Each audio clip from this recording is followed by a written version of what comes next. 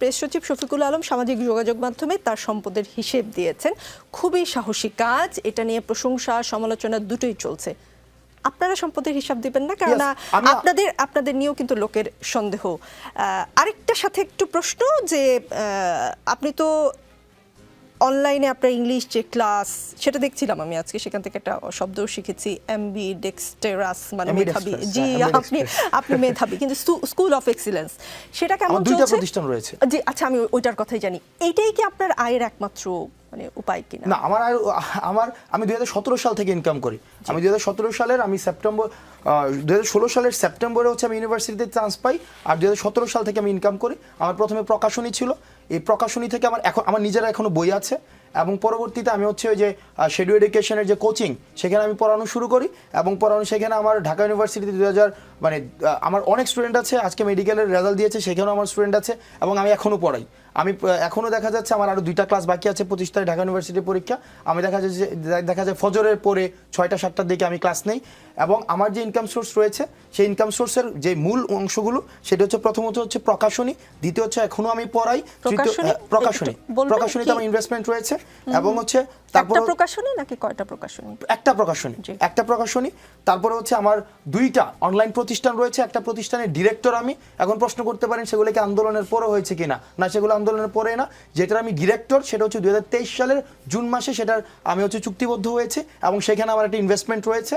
তারপরে হচ্ছে আরেকটা প্রতিষ্ঠান আমি পড়াই, অনলাইন প্রতিষ্ঠানে আমি পড়াই, সেখানেও হচ্ছে আমি কোর্স বিক্রি করি, আমার কোর্স বিক্রি করি, এবং এই কোর্স থেকে রেকর্ডেড কোর্সও সেখানে বিক্রি হয়, এবং সেখানে লাইভ কোর্সও বিক্রি হয়। এগুলো হচ্ছে আমার ইনকাম সোর্স। এবং আমি রাজনৈতিক দল পরবর্তীতে যদি আমরা হই বা রাজনৈতিকতে যদি আমি যাই, বা খুব দ্রুততম সময়ে আমার যে ইনকাম রয়েছে, আমার বাবার যে ইনকাম রয়েছে, আমার স্ত্রীর যে সম্পদ রয়েছে, বা আমার মা এবং অত ফার্স্ট হ্যান্ড রিলেটিভ যাদের রয়েছে, আমি সেটাকে অবশ্যই প্রকাশ করব। সেক্ষেত্রে একটা বিষয় রয়েছে, দেখেন আমি যখন ইনকাম, ওই যে শফিক ভাইয়ের যে ইনকাম সোর্স দিয়েছে, তো আমাদের ক্ষেত্রে যেটা হয়েছে, আমি স্টুডেন্ট অবস্থায়, আমি কিন্তু জাস্ট মানে ইউনিভার্সিটি লাইফ শেষ করেছি, তো আমাদের ক্ষেত্রে দেখা গিয়েছে কি অনেক ট্রানজ্যাকশন আমাদের হাতে নিতে হয়েছে। যেমন আমি একটা কোচিংয়ে ক্লাস নিতাম, 15,000 টাকা দিত, এটা আমি হাতে নিয়েছি, এটার কিন্তু আমার কোনো হিসাব নাই। বা ট্যাক্সের যে বিষয়গুলো এখন আসছে, তখন কিন্তু এই বিষয়গুলো এখনো আসেনি, মানে ওই সময় পর্যন্ত আসেনি। সুতরাং এই জায়গাগুলো স্পষ্ট করে, এবং যেটাকে একদম স্বচ্ছভাবে আমার ব্যক্তিগত আমার যেই ইনকাম সোর্স রয়েছে, সেটাকে অবশ্যই আমি প্রকাশ করব। যদি নির্বাচনে রাজনৈতিক দল করেন এবং নির্বাচনে দাঁড়ান, তখন আপনি না, আমি এখনই দেব, মানে এখন সময়টাই জানতে চাচ্ছি কখন এখন বলতে হচ্ছে আমি এই মাসের শেষের দিকের মধ্যে হচ্ছে আমি আমার যে আয় বিবরণী, মানে আমার যে ইনকাম রয়েছে, আমি ইনকাম প্রকাশ করব। এবং আমার ইনকামের সোর্স জানার জন্য আমি প্রকাশ করার আগে আপনারা আমার প্রতিষ্ঠানগুলো যেগুলো রয়েছে, সেগুলোকে সার্চ করলেই দেখবেন যে সেগুলোর হচ্ছে সেগুলোর অর্থ কি পরিমাণ ইনকাম করে প্রত্যেক বছর আসে। 5 মাস আগে আপনার আয় কত ছিল, আপনার সম্পদ কত ছিল, আর 5 মাস পরে কত, সেটা তফাৎ জানতে পারবো? সেটা আপনি এখনো যদি সার্চ করেন যে স্কুল অফ এক্সিলেন্সের কোর্সগুলোতে কি স্টুডেন্ট, মানে কতজন কিনেছে, সেখানে লেখা আছে কতজন কিনেছে এই কোর্সটা, এবং সেটার সাথে যদি আপনি কোর্সের দাম কত সেটা গুণ দেন, এবং সেটা 10% আমি পাই, এবং ডিরেক্টর অ্যালাউন্স বাবদ আমি প্রত্যেক মাসে 90,000 টাকা পাই।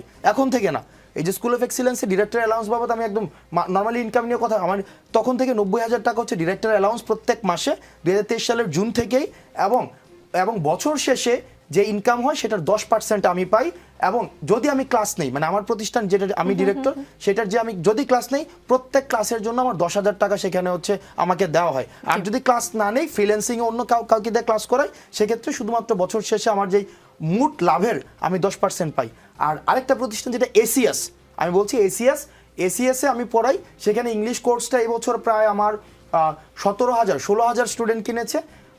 সেক্ষেত্রেও মোটামুটি পুরো কোর্স 8 কোটি টাকার বেশি বিক্রি হয়েছে। সেখান থেকে আমি প্রায় 50 লাখ টাকার মতো হচ্ছে আমি এই কোর্স শেষে পাবো 3 মাসে। কারা কিনেছে সেটা তো জানা যাবে। 17,000 কারা? আপনি চাইলে আপনি নিজেও কিনতে পারবেন। আমি আশা করব আপনি নিজে কিনবেন। কোন 17,000 আসলে 17,000 মানুষ কিনেছে কিনা সেটা নিশ্চয়ই আপনারা এখনই দেখতে পারবেন।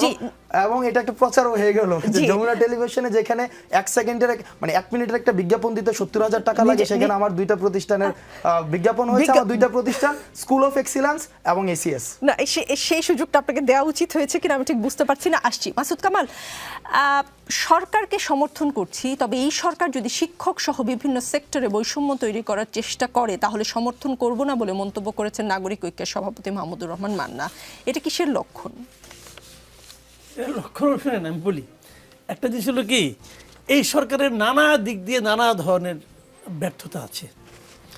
এই যে দেবপ্রিয় ভট্টাচার্য কথা বললেন, উনি কিন্তু কতগুলো কথা বলেছেন, যে এই যে ভ্যাট বাড়ানোর ব্যাপারটা নিয়ে বলেছেন যে এটা খুবই অবিবেচনাপ্রসূত একটা সিদ্ধান্ত। শিক্ষকদের নিয়ে আরেকজন বলতেছেন, বিভিন্ন জায়গাতে যত আন্দোলন হচ্ছে সব আন্দোলনের জন্য তারা সরকারকে দায়ী করতেছেন। এই দায়ী করাটা যে একেবারে অমূলক তা কিন্তু আমি মনে করি না, কারণ 8 মাস প্রায় 6 মাস তো হয়ে গেল। এই 6 মাসে আপনারা এটা কোনটা সমাধান করতে পারছেন দেখান তো, একটাও সমাধান করতে পারছেন? যতগুলি আন্দোলন হয়েছে কোন আন্দোলনটা আপনার ম্যানেজ করতে পারছেন? এই গভর্নমেন্ট পারছে বলেন? একটা জিনিসকে দেখেন, এই যে আমি অর্থনৈতিক বিষয়টা একটু বলি আপনাদেরকে, এই যে তারা শতাধিক পণ্যে ভ্যাট এবং এক্সাইজ ডিউটি যোগ করলো, মানে সম্পর্ক শুল্ক যোগ করলো। পুরো আওয়ামী লীগের আমলে যে দুইজন অর্থনীতিবিদ সবচেয়ে বেশি আওয়ামী লীগের অর্থনৈতিক কর্মকাণ্ডের সমালোচনা করতেন, সেই দুইজনই এখানে আছেন, সালেউদ্দিন আহমেদ, আহসান এস মঞ্জুর। দুজন বহুবার আমার সঙ্গে বহুবার বসে তারা আলোচনা করছেন। তারা আওয়ামী লীগ গভর্নমেন্টকে নানা ধরনের উপদেশ দিতেন যে এটা হওয়া ঠিক না, এরকম করা উচিত, এরকম করা উচিত। তো এরকম আরও লোক আছে। তো ওনারা যে এবার একটা এত বড় একটা সিদ্ধান্ত নিলেন, বাংলাদেশের ইতিহাসে অর্থ বছরের মাঝামাঝি একবারে এতগুলি পণ্যের মূল্য বৃদ্ধির ইতিহাস নাই রে ভাই। ওনারা সেই ব্যবস্থা করেছেন। আমি কিন্তু সবিনয়ে প্রশ্ন করতে চাই, আপনারা কার সঙ্গে আলাপ করে করেছেন? আপনাদেরকে সাহায্য করার জন্য, আপনাদেরকে পরামর্শ দেওয়ার জন্য দেশে অর্থনীতিবিদের এখন অভাব নাই। আপনারা কার সঙ্গে কথা বলে করেছেন? কথা বলার কোনো প্রয়োজনীয়তা অনুভব করেন নাই। কেন করেন নাই? করেন নাই এই কারণে, আগের সরকার করতো না। আগের সরকার যখন যা ইচ্ছা হতো তাই করতো, তো আপনি সেটাকে ফলো করেছেন। এই জন্য আগের সরকার যে করতো না কারোর সঙ্গে পরামর্শ, এই জন্য ওদেরকে আমরা স্বৈরাচারী বলতাম। কারণ আপনি তো মহাস্বৈরাচারী ভাই। আপনি বলেন, ব্যাখ্যা দেন, আপনি কেন কারোর সঙ্গে কথা বলেন না? আপনার তো কোনো ম্যান্ডেটই নাই। যদি বলেন ম্যান্ডেট না, ছাত্ররা দিয়েছে, ছাত্ররা ম্যান্ডেট দেয় না। আচ্ছা বলেন, ছাত্ররা যখন আন্দোলন করে তখন যদি আপনি বলতেন যে তোমরা যে আন্দোলন করতেছ, এই আন্দোলন যদি সফল হয় তাহলে জেনারেল জাহাঙ্গীর আলমকে আমরা বানাবো স্বরাষ্ট্রমন্ত্রী, নূরজাহান বেগমকে বানাবো আমরা স্বাস্থ্যমন্ত্রী, কি বিধান রঞ্জন রায় পোদ্দার তাকে বানাবো মন্ত্রী। আমেরিকায় থাকে এক ভদ্রলোক, তার নাম কি ফারুকি আজম, তার আমেরিকা থেকে ডাইকে আইনা আমরা উপদেষ্টা বানাবো। যদি বলতেন ওরা আন্দোলন করতে, ভাই তুই কে তুই? আমরা তোদের জন্য আন্দোলন করতেছি। এই যে উপদেষ্টা বসে আছে এর 80% লোকের, 80% উপদেষ্টা এই আন্দোলনের সঙ্গে শারীরিক, মানসিক, অর্থনৈতিক কোনো সম্পৃক্ততা নাই।